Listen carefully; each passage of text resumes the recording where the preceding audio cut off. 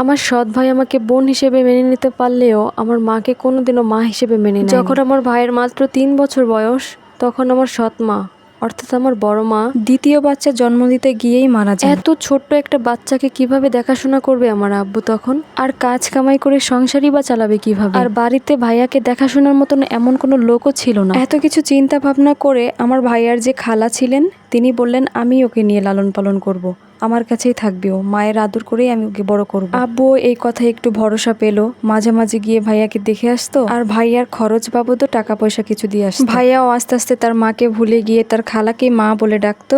এভাবে ভাইয়ার বয়স যখন 8 বছর হলো, তখন আশেপাশের সবাই আমার আব্বুকে আবারও বিয়ে দেওয়ার চিন্তা ভাবনা করলেন, যেমন আমার কাকা ফুপু, এমনকি আমার ভাইয়ার খালাও। তখন আব্বু ভাইয়ার দিকে তাকিয়ে মানা করে দিয়েছিল। পরে সবাই যখন আব্বুকে বোঝালো যে ছেলে তো বড় হচ্ছে, এখন তোমার সামনের দিকে আগানো উচিত, এইভাবে আর কতদিন থাকবা? এইভাবে আত্মীয় স্বজনদের বোঝানোর জেরে আব্বু তারপরে একদিন রাজি হয়। আত্মীয় স্বজনদের পছন্দের মতে তারপরে আমার আম্মুকে বিয়ে করে বাসায় নিয়ে আসে। তো যেই দিন আমার মাকে বাসায় নিয়ে আসা হয়, আমার আব্বুর রুমে পাঠানো হয়, ওইটা দেখে আমার ভাই খুবই রেগে যায়। কারণ আমার ভাই যখন বাড়িতে আসতো আমার আব্বুর সাথেই ঘুমাইতো।